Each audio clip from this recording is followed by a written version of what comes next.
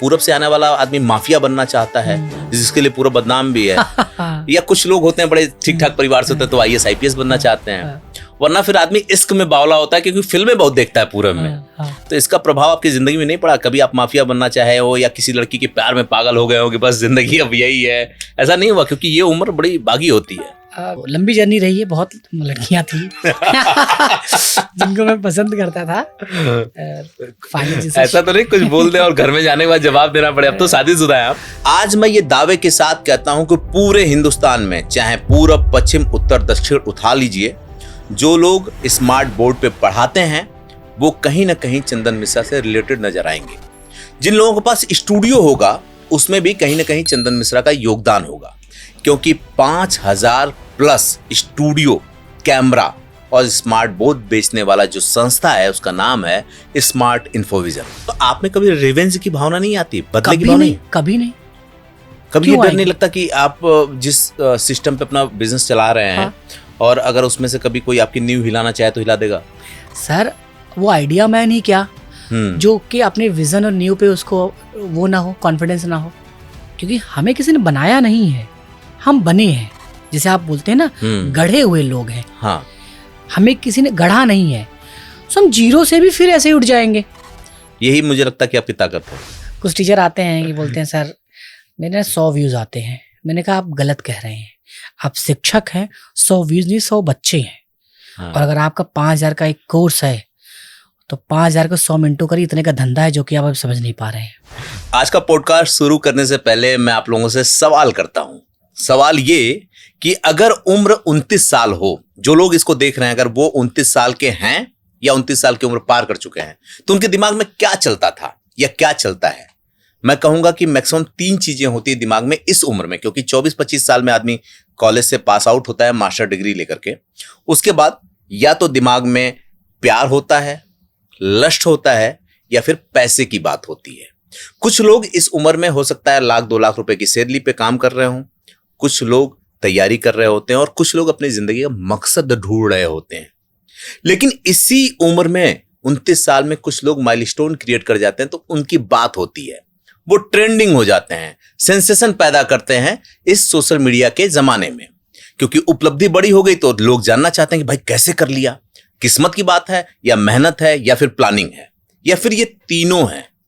ऐसे ही एक व्यक्ति आज हमारे साथ हैं जिनसे मैं बात करूंगा। पहले भी कर चुका था लेकिन वो बातचीत अधूरी रह गई थी, जिसके लिए आज मैं बात कर रहा हूं। इनका नाम है चंदन मिश्रा और ये स्मार्ट इन्फोविजन के फाउंडर हैं।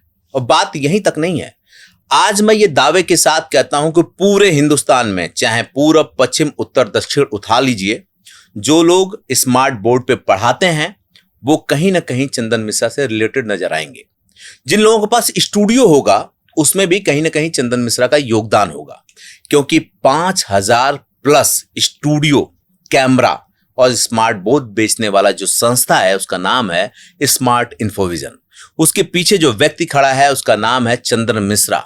और ये जो वक्त है वो है 3 साल का। 29 साल में शुरुआत हुई और चंदन मिश्रा अब 32 साल के हो गए। अब जब ये उपलब्धि आई तो जितने भी आप आज के डेट में बड़े नामी यूट्यूबर को देखते होंगे उनके साथ आप चंदन मिश्रा को देख सकते हैं। और नहीं भरोसा हो, इस वीडियो को देखते देखते गूगल में एक दूसरी विंडो खोलिए, उसमें डालिए चंदन मिश्रा या स्मार्ट इन्फोविजन, या फिर मैं ये भी कहता हूं कि एक कीवर्ड डालिए स्मार्ट बोर्ड सेलर या मैन्युफैक्चरर, निकल के चंदन मिश्रा ही आएंगे। 29 साल में शुरुआत हुई, 32 साल में 100 से ज्यादा एम्प्लॉय हैं, 4 राज्यों में बिजनेस है। और पैसे की बात तो मैं करूंगा नहीं, क्योंकि यहां पैसे मायने नहीं रखता बल्कि मिशन और विजन मायने रखता है। सीधे चंदन मिश्रा से मिलते हैं और ये जानने की कोशिश करते हैं कि हम अगर 29 साल में हैं या आप 29 साल में खड़े हैं तो क्या कर रहे हैं, आपके दिमाग में किस तरह के थॉट्स आते हैं। और चंदन मिश्रा 32 साल में इतनी बड़ी टीम, ये 4 से 5 राज्य और ये सारी व्यवस्था कैसे मैनेज करते हैं। बहुत बहुत धन्यवाद चंदन जी ये वक्त देने के लिए। और मुझे लगता है ये हमारी दूसरी मीटिंग है। जी सर, सबसे पहले बहुत बहुत धन्यवाद आपके इतना वंडरफुल इंट्रोडक्शन के लिए। और मुझे एक फीलिंग आ रही है, पॉजिटिव वाइब्स आ रही है कि जो पॉडकास्ट है वो बहुत अच्छा जाने वाला है। और बड़ा प्रोडक्टिव जाने वाला है। मैं बताऊं क्यों ये पॉडकास्ट कर रहा हूं, क्योंकि एक बार पहले भी बातचीत हो चुकी है, लेकिन उस समय ना आपके बिजनेस पे, आपके जर्नी पे, आपके लाइफ स्टाइल पे, आपके गांव पे, गांव से शहर पे आने पे बात हुई थी। आज ये सब मैं कुछ नहीं पूछने वाला हूँ। अच्छा। आज मैं जो पूछने वाला हूँ वो पूछने वाला हूँ क्योंकि मैं भी बिजनेस में ही हूँ, मैं बिजनेस कर रहा हूँ जी। कुछ चीजें ऐसी बाकी रह गई थी कि हो सकता है मैं उम्र में आपसे बड़ा भी हूँ, जी सर, हो नहीं सकता ऐसा है जी। लेकिन आपने बड़ी कम उम्र में एक बड़ा माइलस्टोन क्रिएट किया, तो उसको छोड़ता हूं। जिन लोगों को देखना होगा वो आप उस पॉडकास्ट को देख सकते हैं, तो आपको ये भी पता चल जाएगा कि चंदन किस परिवार से आते हैं। कुछ भी विरासत में नहीं मिला जी, कुछ भी ऐसा नहीं है जो परिवार से मिला हो। अगर 1 रुपए से चीजों की शुरुआत की गई है तो खुद के दम पे, खुद के आइडिया पे। मुझे ये बताइए कि ये बिजनेस आपने कैसे क्रिएट किया? 29 साल की उम्र बहुत छोटी होती है, और क्या आपके थॉट्स शुरू से दूसरी थे, या मैं कहूं कि आपकी जो प्रोसेसिंग थी या आपके दिमाग में जो चिप लगी है वो हम लोगों से अलग है क्या? नहीं सर, चिप वही है। किसी ने कहा है कि कोई मेमोरी कमजोर या स्ट्रांग नहीं होती, ट्रेंड और अनट्रेंड होती है। तो जिसने अपनी मेमोरी को ट्रेंड कर लिया, जैसे एक कोई बच्चा जब पुलिस में उनकी भर्ती होती है आर्मी में, तो अनट्रेंड होते हैं, बट ट्रेनिंग के बाद वो आर्मी कहलाते हैं। बिल्कुल सही बात है, right. It's all about training. हाँ, मुझे सीखने का शौक था शुरू से, और गैप आइडेंटिफाई करने का शौक था।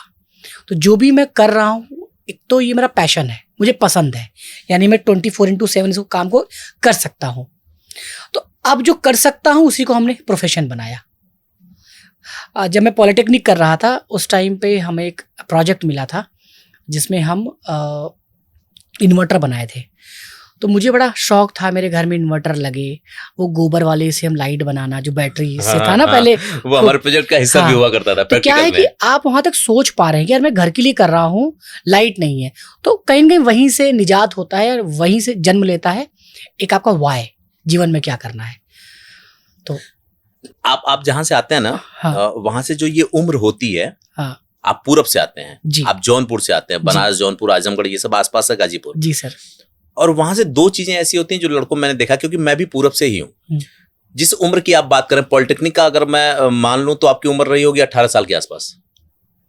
पॉलिटेक्निक हमने किया है सर 2008 में एडमिशन था मेरा, 11 पास आउट हूँ मैं। 11 के पास आउट है ये। इंटर के बाद पॉलिटेक्निक करते हैं शायद। हाँ, इंटर के बाद। तो हाई स्कूल में 14 होता है आदमी, 16, 17, 18 ठीक, मैंने ठीक सोचा था। हाँ, 18 में। इस उम्र में आदमी के दिमाग में फितूर होता है। पूरब से आने वाला आदमी माफिया बनना चाहता है, जिसके लिए पूरा बदनाम भी है। या कुछ लोग होते हैं बड़े ठीक ठाक परिवार से होते हैं तो IAS IPS बनना चाहते हैं। वरना फिर आदमी इश्क में बावला होता है, क्योंकि फिल्में बहुत देखता है पूरब में। तो इसका प्रभाव आपकी जिंदगी में नहीं पड़ा? कभी आप माफिया बनना चाहे हो या किसी लड़की के प्यार में पागल हो गए हो कि बस जिंदगी अब यही है, ऐसा नहीं हुआ? क्योंकि ये उम्र बड़ी बागी होती है। बिल्कुल सही आपने सर सवाल पूछा। मुझे लड़ाई झगड़ा बागी तो पसंद नहीं है, लेकिन हाँ, जब आप उस एज में होते हो तो वो एक जर्नी का पार्ट है। सो कहीं ना उस फितूर में आप रहते हो, आप इश्क में पढ़ते हो। ह्यूमन है, नेचर है, हार्मोन्स हमारे भी हैं, रिएक्ट करते हैं, तो कोई पसंद आता है। तो लंबी जर्नी रही है, बहुत लड़कियां थी जिनको मैं पसंद करता था। ऐसा तो नहीं कुछ बोल दे और घर में जाने के बाद जवाब देना पड़े? अब तो शादीशुदा है आप। नहीं, अच्छी बात यही है कि मेरे कुछ भी हुआ है मेरे जीवन में, वो हमारे लाइफ पार्टनर को सब पता है। कुछ हुआ ही नहीं है कुछ हुआ ही नहीं है, मतलब जितने लोग थे तो वो पार्ट होता है। जैसे आप ना, आज भी बच्चे किसी के ब्यूटी से या किसी के इनोसेंट से ना इन्फ्लुएंस हो जाते हैं, अट्रैक्ट हो जाते हैं। तो एक ट्रू ब्यूटी हमने पढ़ा था, आपने भी पढ़ा होगा। ट्रू ब्यूटी में हमारे गुरुजी ने बताया था कि 2 टाइप की ब्यूटी होती है, spiritual beauty and physical beauty, और इतने अच्छे समझाया था उन्होंने। सो हम लोग हमेशा ना स्पिरिचुअल ब्यूटी पे काम कर, मुझे पसंद कोई आता था, बट फिजिकल कभी दिमाग में आया ही नहीं। उस समय इंटरनेट नहीं था, बड़ों का डर था, तो केवल स्पिरिचुअल ब्यूटी, यानी दिल से प्यार होता था और मन से प्यार होता, मतलब ये लस्ट नहीं था जिसमें आदमी सबसे ज्यादा बेकार होता है, परेशान होता है। लस्ट होता तो शायद सर आज यहाँ नहीं होते। ये बड़ी बात है, ये बड़ी बात है। एनर्जी तो वही है ना, अगर कहीं वो वेस्ट हो रही है या कहीं आप डाइवर्ट कर रहे हैं तो फिर स्पीड कैसे मैच हो पाएगी? ये सवाल इसलिए था ना, ये जानबूझ के सवाल था। जो लोग देख रहे होंगे उसमें बहुत से लोग हैं, चाहे किसी भी उम्र का व्यक्ति हो, जिंदगी में जो सबसे ज्यादा टाइम जाता है ना, वो किसी के प्यार में धोखा खाने के बाद हताश उदास होकर आदमी बैठ जाता है, खुद को रिजेक्टेड महसूस करता है और किसी नई चीज के लिए इनिशिएटिव नहीं ले पाता। इसलिए मैंने आपसे सवाल किया था कि अगर आप इन चक्करों में फंसे होते या फंसे हैं तो फिर कैसे इतने तेजी से आगे बढ़े, या फंसे ही नहीं? नहीं सर, फंसा, लेकिन ना आपके पार्टनर का बड़ा रोल होता है कि वो प्रोटेक्टिव है या डिफेंसिव है। ठीक है, सो मेरे साथ यही रहा है, प्रोटेक्टिव डिफेंसिव दोनों, अग्रेसिव नहीं, डिमांडिंग नहीं। सो जो मेरा विजन धुंधला था, वहाँ पार्टनर ने उस धुंधलेपन को क्लियर किया। मतलब लाइफ में, जिंदगी में पार्टनर पहले आ गए थे, जल्दी आ गए थे? हाँ, मतलब मैं भी प्यार मोहब्बत में था। अच्छा, जिससे प्यार किया उसी से शादी की? हाँ, मतलब आप लकी इंसान हैं। हाँ, कह सकते हैं। ठीक नहीं, है। एक चीज मैं जानता हूँ कि अगर आप बहुत जल्दी अपनी जिंदगी को ट्रैक पे ले आते हैं ना, तो बाकी चीजें तो आसान हो जाती है, क्योंकि भटकाव कम हो जाता है ना। हाँ, शादी मेरी हो गई सर, 24 साल का मैं था तो शादी मेरी हो गई थी 30-34 साल में। अच्छा, इसीलिए 29 पे आप रास्ते पे आ गए। हाँ। हमने बड़े बुजुर्ग जो कहे हैं, बिल्कुल सही कहे हैं कि समय से शादी हो जानी चाहिए। फिर ना कमांड कस लेता है आदमी और अपने फ्यूचर पे काम करना शुरू करता है, क्योंकि रिस्पॉन्सिबिलिटीज आ जाती हैं। और हम लोगों, जैसे आप उधर से हैं, पूर्वांचल से हैं, मैं भी हूँ, हमें बचपन से ना सिखाया जाता है रिस्पॉन्सिबिलिटी। सो वो रिस्पॉन्सिबिलिटीज हम बचपन से कैरी करते चले आ रहे हैं। मैं अपने घर में सबसे बड़ा था, तो छोटा भाई भी गलती करता था तो डांट मुझे ही पड़ता था। तो हमारे गुरुजी ऐसे बाल पकड़ के ऐसे घुमा के मारते थे। गुरुजी तो बड़े खूंखार होते थे पहले। अब कह रहे जब इंजन ही खराब है तो डब्बा कैसे नहीं खराब होगा। तो हमें इतना समझ में आ गया, बड़ा होना, मालिक होना, इट्स अ रिस्पॉन्सिबिलिटी। ओके, कोई हल्की जॉब नहीं है। बिल्कुल सही बात तो है। वो रूट, वो एडुकेशन, वो डिसिप्लिन आज भी उस बिजनेस में हमारे काम आता है। ये जो आपका शौक था जिसको बिजनेस में आपने परिवर्तित किया, हाँ, फुली कब आए आप? फुली मतलब कि मतलब पूरी तरह से कब आए? क्योंकि पॉलिटेक्निक में तो आपने इन्वर्टर वगैरह का तामझाम किया। हाँ। लेकिन कब आप इसको बिजनेस के रूप में आए? उम्र क्या रही होगी उस समय? सर उम्र 2016 में हमने सोचा था चलो अपना बिजनेस करेंगे। सो हमने सीसीटीवी कैमरा से स्टार्ट किया। हाँ, तो सीसीटीवी कैमरा से स्टार्ट किया तो उसमें दाढ़ी वोड़ी नहीं था, तो क्लाइंट बच्चे समझ के पैसा देते ही नहीं थे। अच्छा, कि कहीं खुआ दोगे, अच्छा, कहीं गिर गया तो, नहीं सेटअप किए तो। हाँ, तो शुरू हुआ तो हम 5 पार्टनर मिलकर काम शुरू किए। अच्छा, 2 टेक्नीशियन को पार्टनर बना लिए, 2 हम लोग चलो करते हैं। जब आप बिजनेस शुरू करते हैं तो कहीं ना कहीं से आइडिया आपके मन में होता है। हाँ, सो कैलकुलेशन बहुत लंबा होता है, एक्सपेक्टेशन बड़ा लंबा होता है, इतना बेचेंगे, ये हो जाएगा, वो हो जाएगा, वो हो जाएगा, बट रियल में ऐसा होता नहीं। सो फिर कैमरा से शुरू किया हमने, एक्सीडेंटली मूव किया प्रोजेक्टर के बिजनेस में। फिर हम स्मार्ट क्लास में गए, स्कूल का स्मार्ट क्लास लगाना शुरू किया, इंदिरापुरम में ऑफिस किया। और फिर ग्रेजुअली हम गिरते सीखते चोट खाते फिर हम यहाँ तक हैं। अच्छा, मुझे जहां तक लगता है जितने भी यूट्यूबर आज के डेट में बड़े लोग हैं, हाँ, चाहे जिसके 10 मिलियन हो, 5 मिलियन हो, 7 मिलियन, वो सबके टच में होंगे आप? बहुत सारे। हाँ, कभी लगता था कि यार इनसे मिलना होगा, क्योंकि 3 सालों की आपकी ये जर्नी है जो आपने बड़ा किया। तो ये यूट्यूबर 10-10 साल से हैं, 20-20 साल से हैं, 20 तो नहीं कहूंगा, 10-12 साल से हैं। तो कभी ऐसा लगता था इनसे मिलना है, और लगता है कि वो लोग खुद आते हैं, मतलब बातचीत होती है उनसे? मेरा सर ना एक विजन लिस्ट है, जैसे मेरे दिमाग में एक विजन होता है हर साल का कि मुझे ये करना है। जैसे मुझे एक्सपीरियंस सेंटर बनाना है तो उसका पिक्चर 6 महीने पहले बन जाता है। अच्छा, और मैं सबको बता भी देता हूँ। अच्छा, तो विजन लिस्ट मेरे सामने था, मुझसे इनसे मिलना है, इनसे मिलना है, इनसे मिलना है। और जिनसे सोचा आज सब बड़े अच्छे मित्र हैं और बहुत सम्मान देते हैं। उन लोगों से, कुछ आपके जानकार लोगों से मैं भी मिला, बड़े यूट्यूबर हैं, वो कहते हैं कि आप बहुत प्यारे हैं और आप बहुत सम्मान देते हैं, बहुत प्यार करते हैं लोगों से। आप अपने बिजनेस का जो सफलता है, जो बिजनेस की सफलता, उसका सबसे बड़ा कारण किसे मानते हैं? किस चीज को अगर हम कहें कि श्रेय देना चाहें तो किसको मानेंगे आप? श्रेय देना चाहेंगे सर हम अपने लोग को।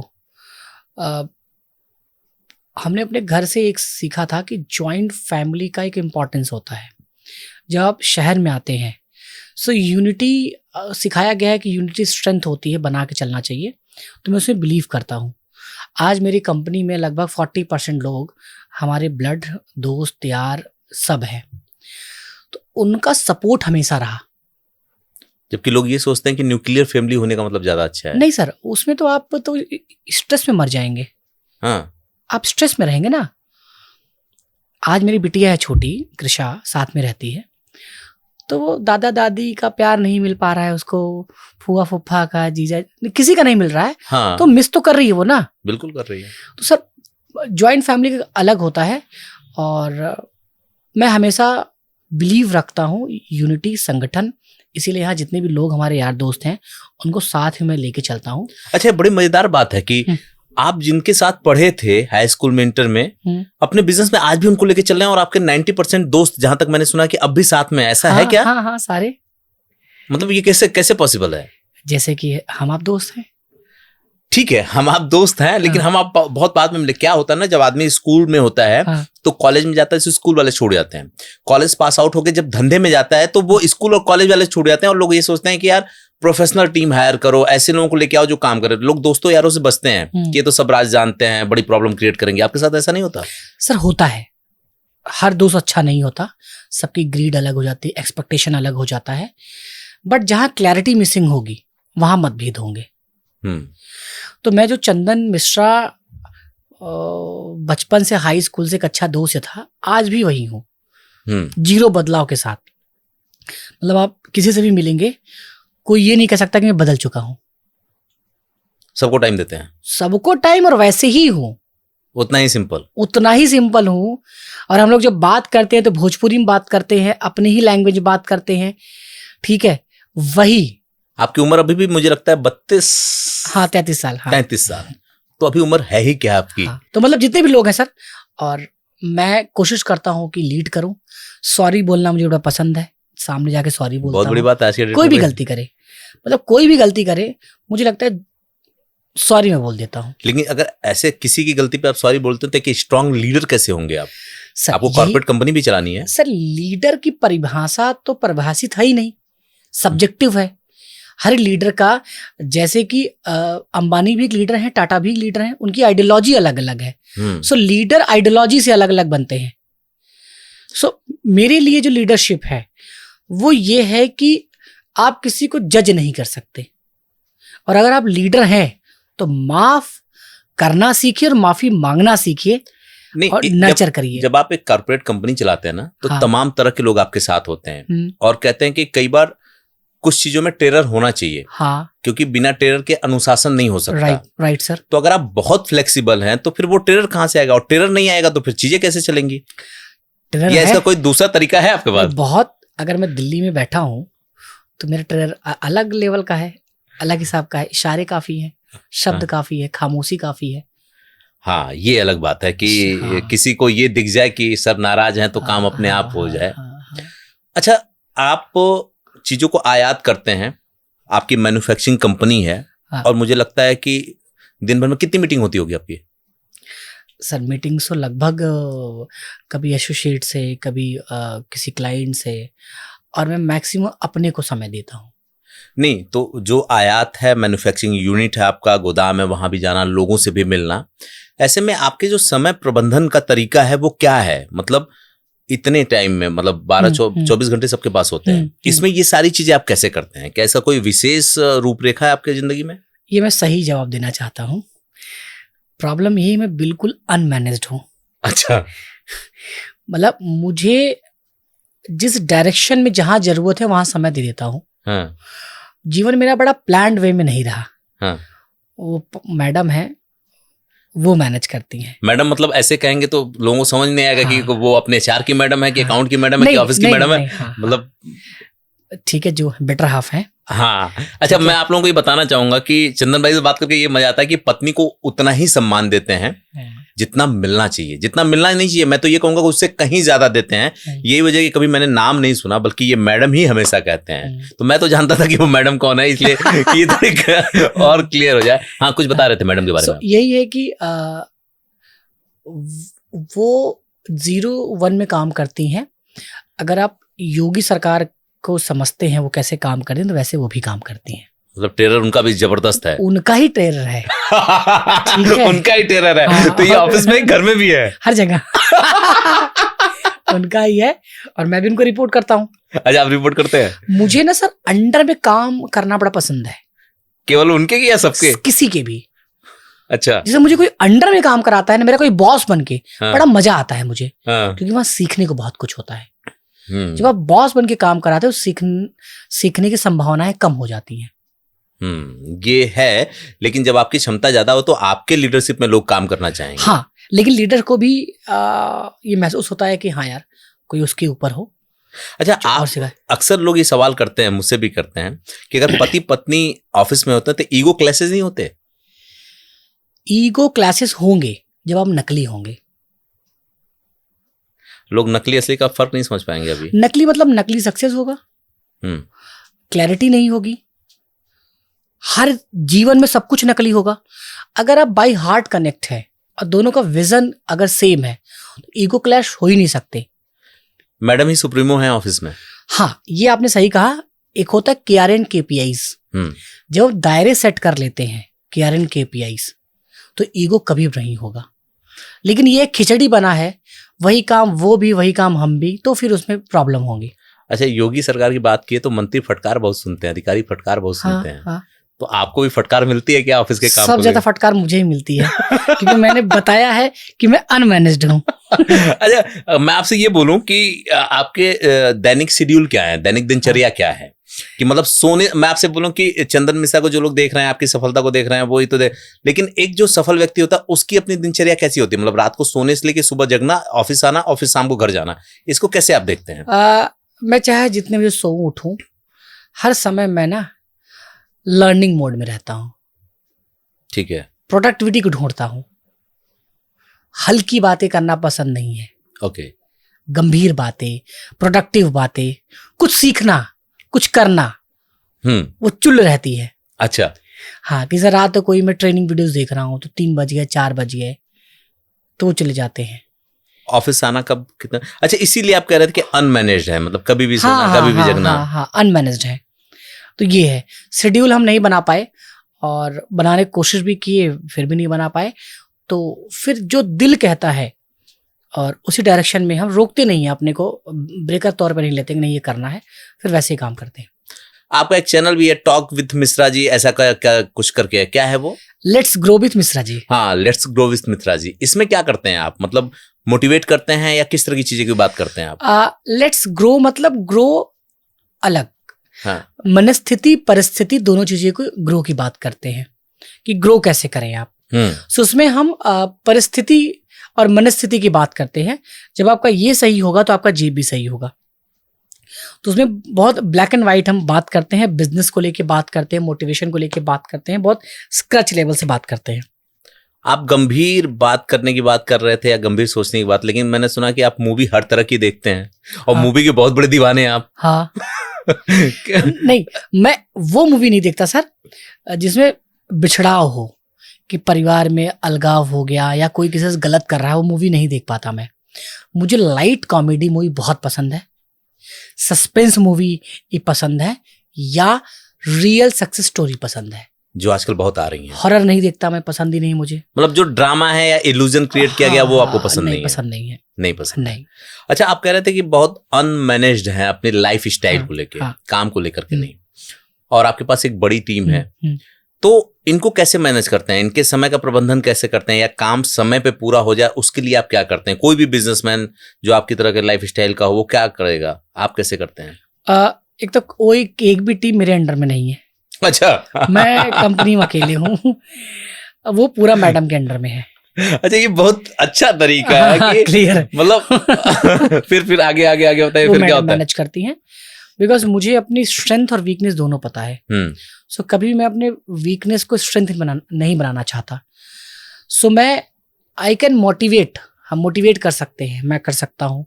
किसी मुर्दे इंसान में भी जान डाल सकता हूँ शब्दों से, बट मैनेज करना या प्रोसेस के थ्रू काम करवाना वो मैडम काम है और वो करती हैं। मैं अगर इंडिविजुअल बात करूं तो मैं 10 से 20 लोगों की टीम मैनेज कर सकता हूं, उसके ऊपर नहीं कर सकता। मतलब ये माने कि ये जो सक्सेस है इतने कम टाइम में, वो एक तो बहुत पहले शादी हो गई, दोनों लगभग सेम एनर्जी के लोग मिल गए, इसलिए ये यात्रा इतनी आगे चली आई, ऐसा? हाँ, और दोनों का आउटकम पैसा नहीं है। लेकिन ऐसी मैडम लोग कहाँ से ढूंढे जिनको इतनी तेजी से तरक्की करनी हो? आप लकी हैं, इस बात को मानते हैं? अब आप समझिए, मैंने एक पहले और भी बोला था कि योगी जी का शासन चलाती है वो। तो ढूंढना ही नहीं, मैनेज करना भी आना चाहिए। अब आप अपनी तारीफ कर रहे हैं कि आप भी इतने फ्लेक्सिबल हैं कि चीजें चल जाती हैं। मैनेज करना आना चाहिए। अपनी तारीफ धीरे से कर ही लिया आपने कि भाई मुझ में क्वालिटी है कि मैं इतना फ्लेक्सिबल हूँ। मतलब ये क्या कि आलू की तरह फिट हो जाते हैं हर सब्जी में। हाँ, आपके ऑफिस में ना वो कौन कौन से मुख्य उपकरण हैं जिसके लिए आप लोग काम करते हैं, या इक्विपमेंट की बात करें जिसके लिए आप काम करते हैं और जिससे आप काम करते हैं? जैसे अभी हम जो पॉडकास्ट ले रहे हैं, इसमें जितने भी इक्विपमेंट्स यूज हुए हैं, microphone, cameras, lights, acoustics, appearance, cables, सब कुछ हम सेटअप करके देते हैं। ओके। दूसरा पहलू बात करें टीचर्स के लिए, जितने भी इक्विपमेंट्स होते हैं, चाहे वो इंटरेक्टिव फ्लैट पैनल, उनका स्टूडियो बनाना है, उनके लिए और भी सर्विसेज हैं, यूट्यूबर का यूट्यूब सेटअप बनाना है, पॉडकास्ट, कुछ भी, एनीथिंग, वो सब कुछ हम प्रोवाइड करते हैं। 0 से लेके यस 100 तक जो भी चीजें यूज होती हैं, with solution, with props, with everything. अच्छा, आपने अलग अलग जगहों पे अपने ऑफिस खोल रखे हैं, उसका क्या उद्देश्य है? It's a VBO model. VBO model? VBO. अच्छा, ये क्या होता है? ठीक है, वर्चुअल ब्रांच ऑफिस। इसमें क्या होता है कि आप अपने एक्सपीरियंस सेंटर को एक्सप्लोर करा रहे हैं। जैसे आप एक बायर है, आपका बजट है, आपको कोई पीडीएफ में सेटअप दिखा रहा है, कोई एक्चुअल दिखा रहा है, आपका डिसीजन मेकिंग कहाँ फास्ट होगा? जहां मैं देख पा रहा हूँ, जहां एक्सपीरियंस ले पा रहा हूँ। बस यही है, सिंपल साइकोलॉजी है। तो हम एक्सपीरियंस कराने में ज्यादा बिलीव रखते हैं। तो जो SIB है, स्मार्ट इन्फॉर्मेशन, जो प्रोडक्ट बेचता है, हाँ, तो वो जो अलग अलग राज्यों में ऑफिस हैं, वो सर्विस सेंटर भी होगा? सर्विस सेंटर भी, हाँ। मतलब आप जो प्रोडक्ट बेचते हो, अगर किसी को जरूरत है तो वहां पे आपकी टीम है? जी जी। यही वजह है कि आपने मार्केट में बहुत तेजी से अपनी जगह बनाई, कह सकते हैं सर। बिल्कुल नहीं, आप जिस बिजनेस में हैं, जो हाँ। क्योंकि आप मैन्युफैक्चरर हैं, बहुत से इक्विपमेंट आप बेचते हैं, तो और आपसे 8 साल 10 साल पहले से बहुत बड़ी बड़ी कंपनियां, मैं बड़ी बड़ी कंपनियों की बात करूं कि जो आजकल टीवी से लेके तमाम चीजें बेच रही हैं, वो हैं मार्केट में, तो उसके बाद भी सबसे ज्यादा आप अपना प्रोडक्ट बेच पाते हो। राइट। इसकी वजह क्या है? इसकी ये है सर कि इट्स ऑल अबाउट कि आप अपने प्रोडक्ट को किस प्रॉब्लम में फिट कर रहे हैं। क्या फिटेबल है? क्या क्लाइंट उसको एक्नॉलेज कर रहा है? सो क्लाइंट ही एक्नॉलेज नहीं कर रहा है तो फिर आप प्रोडक्ट कितना भी बना लो, सोने का बना लो, मैटर नहीं करता। सो पहले हमने ट्रस्ट पे काम किया, एक्नॉलेज पे काम किया, क्वालिटी पे काम किया, सर्विस पे काम किया।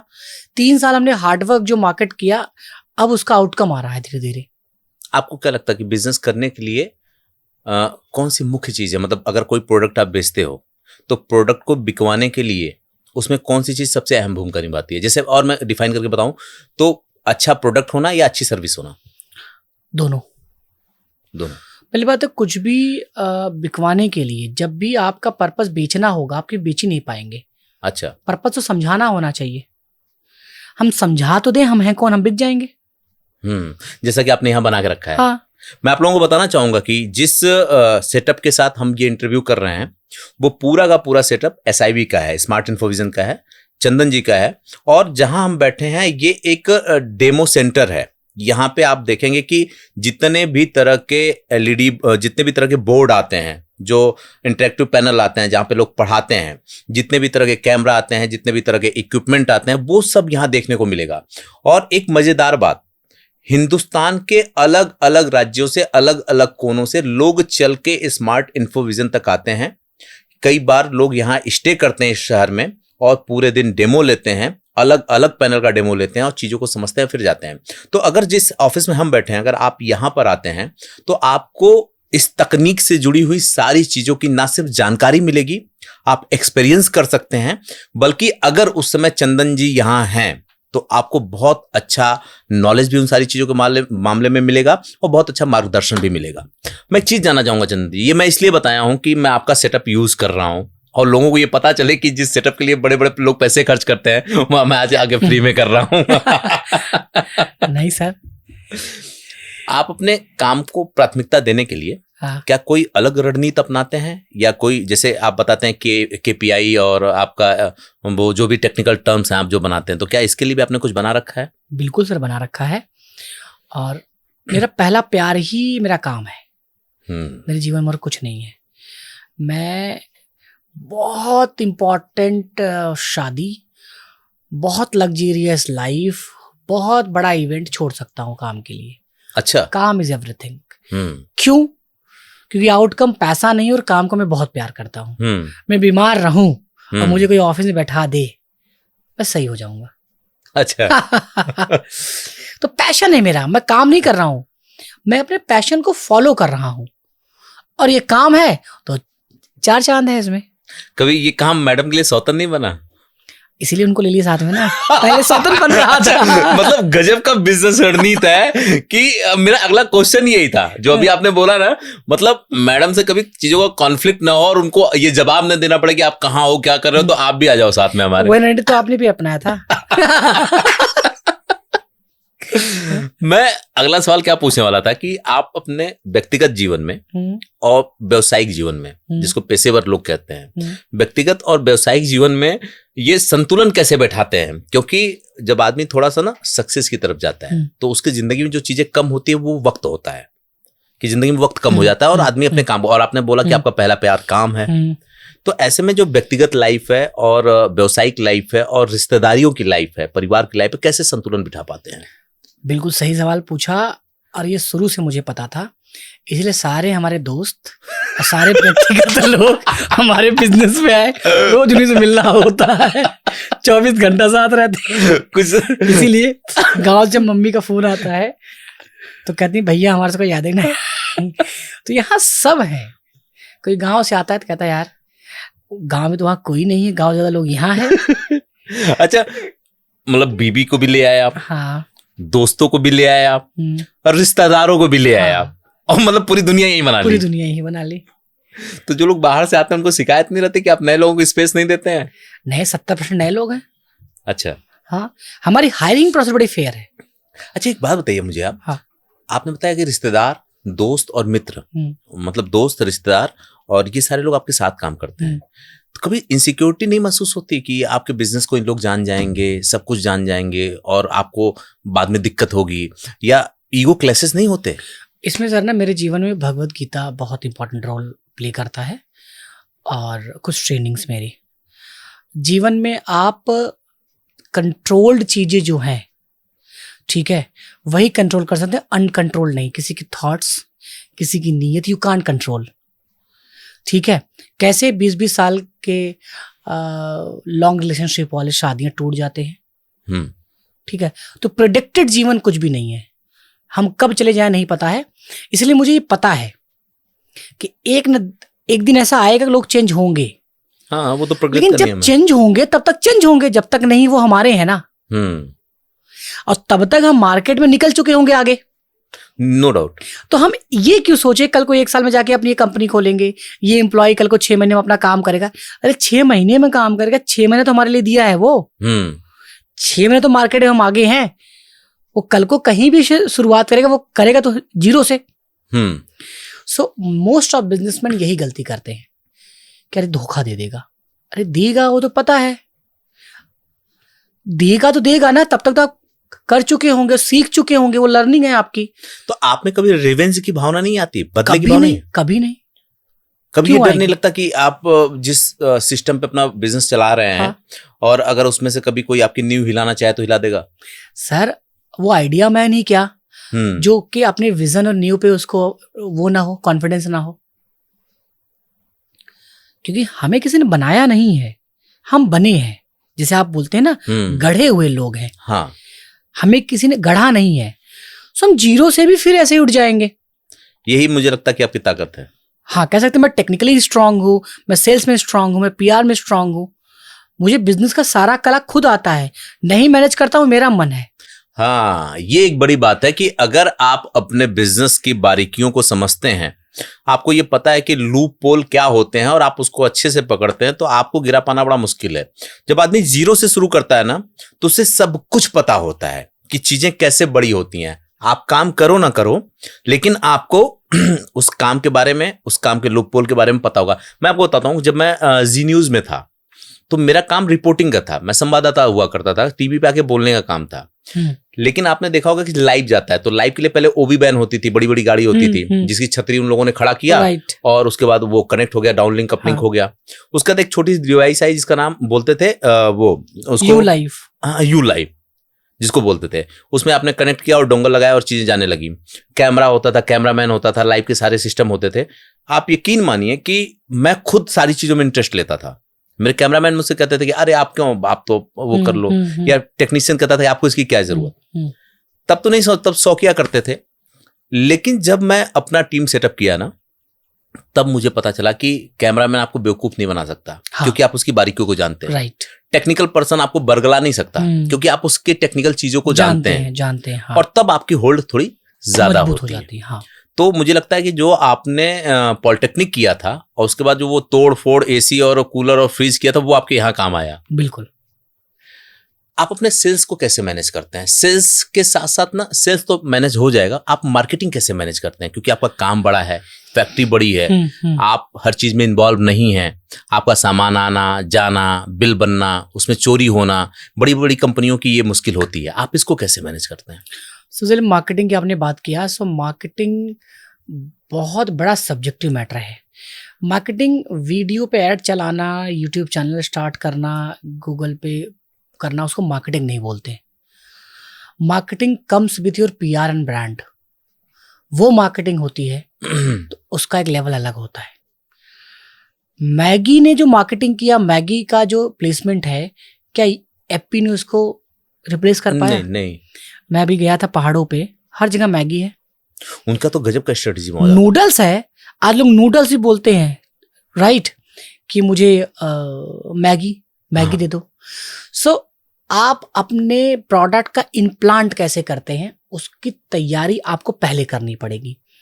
आप जो मार्केटिंग आज करेंगे, उसका आप जो फल पाएंगे वो कम से कम 2 साल बाद पाएंगे, अगर आपने प्योरिटी और चालाकी से और स्ट्रेटजी से मार्केटिंग की है तो। लोग इस चीज को नहीं समझते। हाँ, और इमोशन अगर आपका कनेक्ट है तो ठीक है। अगर इमोशन के साथ अच्छे से किया है, तब जाके 2 साल बाद आप आउटकम पे रहेंगे। मतलब मार्केटिंग एक तरह से आपका इन्वेस्टमेंट है, बहुत बड़ा इन्वेस्टमेंट है। लोग समझते हैं पैसा बर्बाद है। देखिए, लोग ना यूज नहीं कर पाते हैं पैसे को। किसी ने सही कहा है, जितना रिस्क लेंगे ना उतना ही आगे जाएंगे। थोड़ा सा ये डिफाइन करें, बहुत से बिजनेस करने वाले लोग इसको देख रहे होंगे। मार्केटिंग कैसे इन्वेस्टमेंट है? मार्केटिंग एक ऐसा ROI है जो कि अगर आपने सही से कर दिया तो आपके लिए वो FD बन जाती है। इंटरेस्ट देना शुरू कर देती है आपके लिए। ठीक है, जैसे आपने मुझसे बोला था कि आपका जो रेड हॉट मीडिया है, गूगल से आज 4-5 लीड आ जाती है, लेकिन आपने 3 साल पहले SEO किया था, वेबसाइट बनाया था। हाँ, नो डाउट। ठीक है, वो पेड़ आपने लगाया था, आज फल गिरता है ना। हाँ। लेकिन आप सोचो, जिन लोगों ने प्रोफेशनली पेड़ लगाया होगा, कितने उनके पास फल गिरते होंगे? बहुत, मतलब बहुत लोगों का धंधा इसी पे चलता है। ठीक है, सो पेड़ आपने कब लगाया, फल आपको कब मिला। Marketing it's not about short plan कि आपने किया 2 महीने 4 महीने बाद रिजल्ट आएगा, नहीं। Investment plus time investment, brand investment, PR, आपको अपने को पोजीशन करना पड़ेगा मार्केट में पॉजिटिव वे में। तो ये बहुत बड़ी चीज है, छोटी चीज नहीं है। मुझे ना मार्केटिंग का एक प्रोडक्ट ऐसा है जिसकी मार्केटिंग गजब लगी, उसका कोई तोड़ नजर नहीं आया। जैसे आपने मैगी का जिक्र किया था, कोल्ड ड्रिंक हर कोई पीता है ना। कोल्ड ड्रिंक की बात करें तो 2500 तरह की कोल्ड ड्रिंक मार्केट में होगी, लेकिन कोई कहता है ठंडा दे देना, तो ठंडा मतलब कोका कोला। मतलब ये जो 3-4 शब्दों की लाइन है ना, ठंडा मतलब कोका कोला। अरे जाने कितने प्रोडक्ट हैं, लेकिन ठंडा पे सिर्फ एक चीज का नाम आता है। राइमिंग बनाया गया ना। जैसे मैं आपसे पूछ रहा हूं, और क्या चल रहा है? फॉग चल रहा है। सो अब जिसने ये एड प्रिपेयर किया होगा, वो कोई बहुत बड़ा स्ट्रेटजी मेकर, कोई IIM का स्टूडेंट हुआ होगा, और कम से कम 50 लाख रुपए लिया होगा इस केवल आइडिया के लिए, राइमिंग के लिए। राइमिंग के लिए। सो ठंडा एक जनरल वर्ड है, उसको ब्रांड से कोरिलेट करने के लिए ठंडा मतलब ये। जैसे आज भी अगर आप शुरू करना चाहें, अच्छी आवाज मतलब रोड, तो जब आप इसको, आपकी लाइन रोड उठा लेगा। हाँ, तो ये उसी की है। हाँ, सो अब कई बार, नहीं लाइन उसकी नहीं है, अब कई बार हर जगह आप दिखा रहे हो, टीवी पे, एड पे, कि अच्छी आवाज मतलब रोड। ठीक है, फेयर एंड लवली कोई रिप्लेसमेंट आया? नहीं आया। सो आप ना अगर इजाद कर रहे हो, यू आर ए क्रिएटर, कोई आपको रिप्लेस नहीं कर सकता। सोचना पड़ेगा। यही वजह कि आपकी जो सबसे ज्यादा सेल आती है वो आपके वीडियो के थ्रू आती है और आप अपना मार्केटिंग खुद करते हैं। हाँ, मुझे पता है कि दिखना क्या है, उनको क्या जैसे कुछ टीचर आते हैं कि बोलते हैं सर मेरे 100 व्यूज आते हैं। मैंने कहा आप गलत कह रहे हैं, आप शिक्षक हैं, 100 व्यूज नहीं 100 बच्चे हैं। हाँ। और अगर आपका 5,000 का एक कोर्स है तो 5,000 को 100 मिनटों करिए, इतने का धंधा है जो कि आप समझ नहीं पा रहे हैं। आपके एक बड़े करीबी मित्र हैं, बहुत बड़े यूट्यूबर है, मैं नाम भी उनका लेना चाहूंगा, अमरीश भारती जी। हाँ। जो technical Mahatma ji technical channel का नाम उनका। और उन्होंने आपके बारे में बहुत अच्छी बात कही थी। आपके बारे में स्मार्ट इन्फोविजन के बारे में बात कही थी। मैं उनसे बातचीत कर रहा था, उनका पॉडकास्ट भी अपने साथ है। उनसे मैंने पूछा कि तो उन्होंने एक एग्जांपल दिया कि जैसे आप देखिए चंदन जी का जो चैनल है, अगर उस पर 1000, 1500, 2000, 5000 लोगों के व्यूज आ रहे हैं तो उसको ये नहीं समझना चाहिए कि कम व्यूज आ रहे हैं। वो ये समझना चाहिए कि वो जो व्यूज आ रहे हैं ना, उनके डोमेन के आ रहे हैं, जिन लोगों की उसकी जरूरत है वो उनके व्यूज आ रहे हैं। और उनका अगर 300 व्यूज आता है ना, तो आप ये समझिए उसमें से 4-5 लोग उनके प्रोडक्ट खरीद के जाते हैं। तो वो 300 व्यूज ठीक है या 3 मिलियन व्यूज ठीक है? हमारा तो 300 व्यूज मतलब 20 लाख की सेल है। अब बताइए आप मतलब आपने 20 लाख का प्रोडक्ट बेच दिया। हाँ। तो मतलब उन्होंने मुझे यही समझाया कि कई बार जो एस्ट्रोलॉजर होते हैं और तमाम लोग होते हैं ना, उनको व्यूज नहीं देखना चाहिए। उस पे अगर 50 व्यूज भी आया ना और उसमें से 30 उनके डोमेन के हैं तो वो बहुत ज्यादा व्यूज है। राइट। और बहुत से लोग यूट्यूब चैनल अपना बंद कर देते हैं जिसको व्यूज नहीं आता। आप उनके लिए क्या कहना चाहेंगे इस तरह के मॉडल पे? देखो, हर वो एक पर्सन यूट्यूब चैनल बंद करेंगे जो यूट्यूब की शुरुआत पैसों के लिए किए थे। अच्छा। वाई क्लियर नहीं है ना तो आप डिमोटिवेट होंगे। हाँ। आपका वाई अगर स्ट्रांग है, जैसे आपने एक चैनल खोला कि मुझे केवल इन्फॉर्मेशन शुद्ध देना है, नो मैटर कितने व्यूज आएंगे, आप कभी चैनल बंद ही नहीं कर सकते। हाँ, क्योंकि हम अपने शौक के लिए और अपने पर्पस के लिए चला रहे हैं। सो वाई जिसका क्लियर नहीं है, जीवन में यूट्यूब ही नहीं, आपका जीवन में जो भी कार्य कर रहे हैं वाई क्लियर नहीं, तो आप डिमोटिवेट हो जाएंगे। और यही वजह बहुत लोग गिव अप करते हैं। जो आज नहीं बंद किए कल बंद करेंगे, वही जो पैसे के लिए आए हैं, ठीक है, जो इन्फ्लुएंस हुए किसी से। मैंने सुना है कि सफलता में जो है कि आपके श्रोता होने का भी बहुत बड़ा योगदान होता है। तो क्या आप हमारे श्रोताओं को और आपके जो let's grow with Mishra ji है उनके श्रोताओं को कोई टिप्स देना चाहेंगे? बिल्कुल देना चाहूँगा सर। ये आपने जो सवाल पूछा बिल्कुल सही पूछा है। और श्रोता से भी, और आप ना जब भी जीवन में कोई भी कहीं है, वो एक अच्छा लिसनर रहा है, एडमायर रहा है, वो एडमायर करता है, एडमिट करता है चीज़ों को, गलतियों को एडमिट करता है, फॉरगिव करता है, नेक्स्ट न्यू बेटर पे करता है। राइट। और मैं यही कहना चाहूँगा कि आप कहीं पर भी हैं, न सीखना बंद कीजिए, न जीना बंद कीजिए, न लड़ना बंद कीजिए। और लाइफ में सब करना, कभी जजमेंटल मत होना, कभी ईगो को सामने मत लेके आना, क्योंकि ईगो सबसे बड़ा रेजिडेंट, सबसे बड़ा ब्रेकर है हमारे जिंदगी का। और ईगो किस चीज का सर? जो ईगो रखते हैं, हम रावण से नहीं सीख सकते।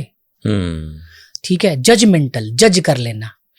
आज रिश्ते सर ऐसे यूं टूट रहे हैं कि 4 फोन आपने किया, किसी ने नहीं उठाया तो जज कर लिया। बहुत बड़ी बात है ये तो। हाँ, जज कर लिया। ठीक है, आपने बर्थडे का स्टेटस फ्लायर लगाया और आप किसी खास ने रिप्लाई नहीं किया तो उनको लगेगा सारा जलते हैं मुझसे। हो सकता है उस समय आदमी का दिमाग कहीं और हो, देखा न किया हो। पहले रिश्ते ऐसे नहीं, चिट्ठी वाला जमाना ठीक था। ये व्हाट्सएप वाला ना, ये रिश्ता खराब, रिश्ते बनाने की वजह तोड़ है। लोग कहते हैं कि व्हाट्सएप पर उसके जरिए आदमी क्लोज आ गया है। हाँ। नहीं, ये रिश्ते तोड़ रहा है। बिल्कुल। आपके पास काम बहुत होते हैं, तो इसको डेलीगेट करने का तरीका क्या है? क्या इसको डेलीगेट करते हैं या सब काम खुद करते हैं? नहीं सर, डेलीगेशन बहुत जरूरी है। Delegation is most important. समझना पड़ेगा डेलीगेट क्या करना है। कुछ आपके एक्शन अच्छे होंगे, कुछ के एक्शन के रिएक्शन मिलेंगे, कुछ आपके फैसले अच्छे होंगे, कुछ धोखे मिलेंगे, वहां आप ट्रिम होंगे। आउटसोर्स करना बहुत जरूरी है। जैसे कि आप अगर एक क्रिएटिव इंसान है तो आपका बोलने का काम छोड़ के, सोचने का काम छोड़ के सब कुछ आउटसोर्स होना चाहिए। और आजकल लोग सोचते हैं कि सब हम ही कर लें। प्रोडक्टिविटी खराब कर रहे हैं अपना ना, प्रोडक्टिव टाइम खराब कर रहे हैं। जैसे हम आप पॉडकास्ट कर रहे हैं, अब इस पॉडकास्ट से केवल धनंजय को आप बाहर निकाल दीजिए तो जितनी बार कैमरा बंद होगा हम खुद जाके ऑन करेंगे, फिर सेट करेंगे सब कुछ। उसमें क्या होगा, हमारा रिदम टूटेगा, हम इरिटेट होंगे और बंद करके चले जाएंगे। फ्रेम भी सही नहीं आएगा, हम जितनी बार उठेंगे उतनी बार हिलेगा। बात समझ गए? बड़ा इंपॉर्टेंट रोल है। लेकिन लोग क्या कहते हैं, अरे यार पर्सन ही तो है, बटन दबा रहे हैं। आउटसोर्स का तरीका हमेशा आउटसोर्स करना चाहिए सर। एक चीज आपने कही थी मुझसे बातचीत में, मैं उसको इस पॉडकास्ट में भी शामिल करना चाहूंगा। आपने कहा था कि अगर आपके पास 2 लाख की लायबिलिटी है तो हो सकता है 10 लाख का धंधा कर लें जी, लेकिन 1 करोड़ का धंधा करने के लिए आपको 10-15 लाख की लायबिलिटी तो पालनी पड़ेगी, या उससे भी ज्यादा की टीम चाहिए। तो ये क्या जो लायबिलिटी पालना है, मतलब अपनी चीजों को डेलीगेट करना है? हाँ, इसको जरा डिफाइन करिए, क्योंकि बहुत से लोग जानना चाहेंगे कि ये धंधे का क्या नियम है। डेलीगेशन, जैसे मान लीजिए कि आपका कोई 1 करोड़ का धंधा कर रहा है और आपने किसी को टारगेट लिया कि यार वो 10 करोड़ कर रहा है, मैं भी 10 करोड़ करूंगा। तो आपने क्या टारगेट लिया? बस मोटिवेशन कि कर लेंगे। फिर आप 10 करोड़ को 12 महीनों में काउंट करिए, तोड़िए, फिर उसको पर डे में काउंट करिए। अब पर डे का बैंडविड्थ कॉस्ट आपका निकल के आ गया कि पर डे आपको 5 लाख का सेल करना है। तो 5 लाख का सेल करने के लिए कितना कॉल करना पड़ेगा, कितना डिपार्टमेंट होना चाहिए, वो सब कुछ आपको काउंट करना पड़ेगा। क्योंकि आप केवल सेल नहीं कर सकते, पीछे पोस्ट सेल्स है, कंप्लेन है, सर्विस है, मार्केटिंग है, पीआर है, अकाउंट्स है, बहुत सी चीजें हैं आपकी। तो अगर आप अकेले सब कुछ करेंगे ना तो केवल मोटिवेशन में रह पाएंगे, एक्चुअल में नहीं आ पाएंगे। टीम काम करती है, विजनरी आदमी टीम से काम करवाता है, खुद नहीं करता है। खुद करना शुरू कर देगा तो विजनरी आदमी कहाँ? वही, मतलब उसका जो प्रोडक्टिव टाइम है वो दूसरी चीजों में सब जाएगा, डिस्टर्ब होगा। एक के साथ सब सदस्य सब साधे सब जाए। हर एक पर्सन को जो यहाँ पे देख रहे हैं उनको अपना ना समय का ROI निकालना चाहिए। जैसे मैं बोलूं कि सर्वेश सर आपके 1 घंटे का क्या मूल्य है, तो आप बोलेगे यार क्या मूल्य बताऊं, कहाँ जोड़ू होता है ना। सो क्या मूल्य है? तो अगर आपके समय का मूल्य नहीं पता, इसका मतलब तब तक इंसान वाय तक नहीं पहुंच पाया। हमने वीडियो में देखा है आपने कि अंबानी या टाटा अगर झुक के 5 रुपए या 500 रुपए उठा रहे हैं, उतने में वो कई हजारों का लॉस कर बैठते हैं। हाँ, मतलब उनकी समय की सेकेंडों का एक प्रोडक्टिव टाइम और ROI एक उनका एक मूल्य है। सो मूल्य पता होना चाहिए हमें। जब मूल्य पता होगा, जैसे आप दुकान खोल लीजिए अभी, तो जब दुकान खोलते हैं और आपको पता है 1 दिन में 2000 का मैं माल बेचता हूं, तो 1 दिन अगर गांव रह के आएंगे तो आपके दिमाग में क्या होगा, 2000 लॉस हो गया। हाँ, यही होता है ना? तो एक लेकिन बिजनेस में हम नहीं सोच पाते, जो कि सोचना चाहिए।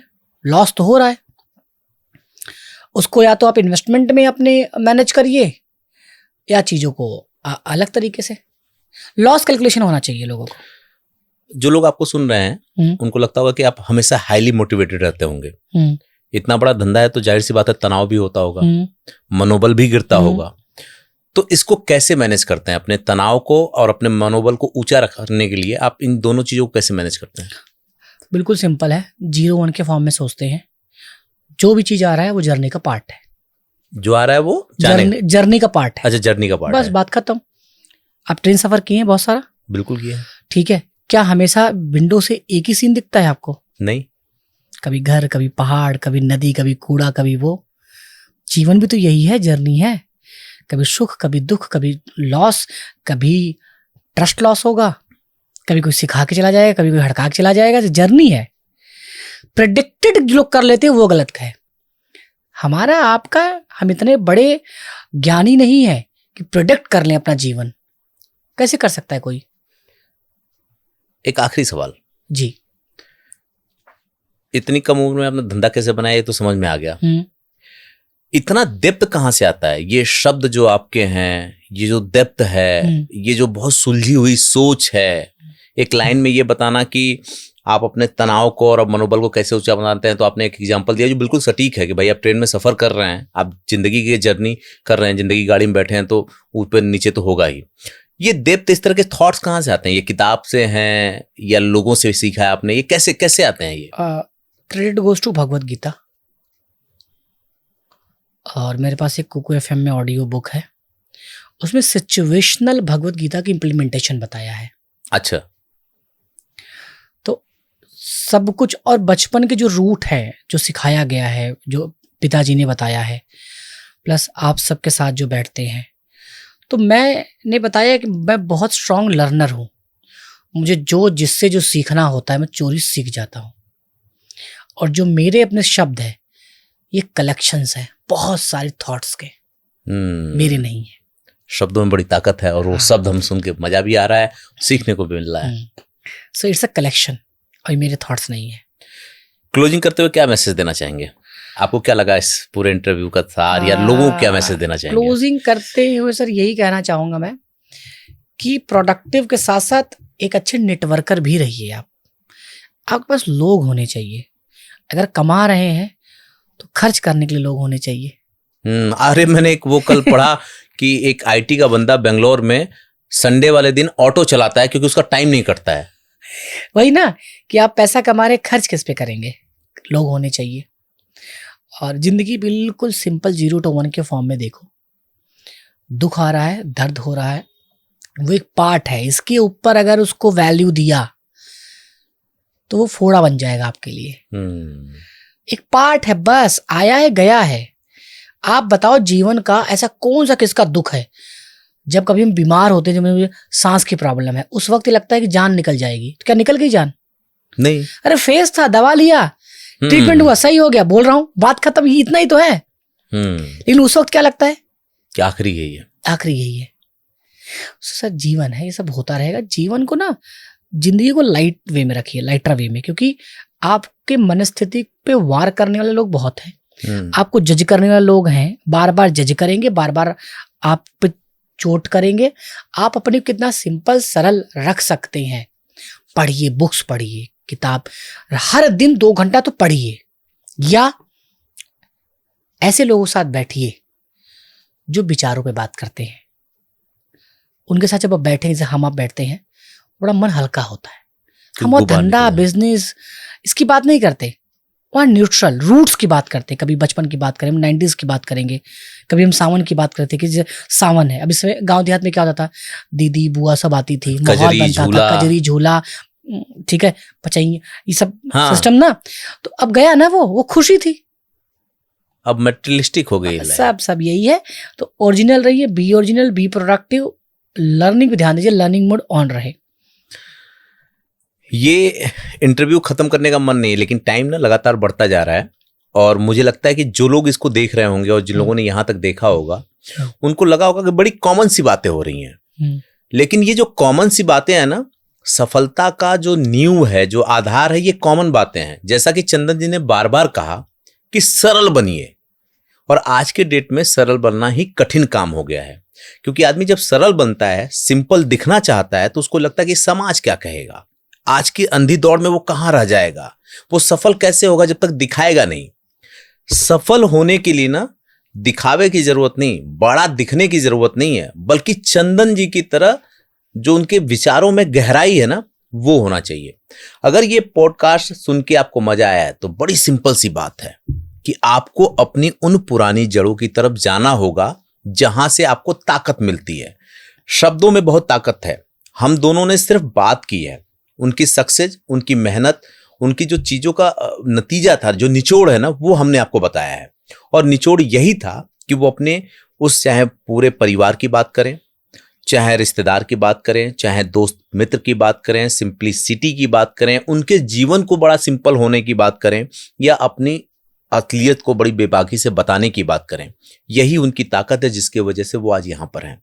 और ये मैं दावे के साथ कह रहा हूं कि अगर आपको ये सुनकर के मजा आया है तो आप ये मानिए कि वापस से आपको रिकनेक्ट होने की जरूरत है, अपने उन चीजों पे जाने की जरूरत है जो आपकी मूलभूत चीजें हैं।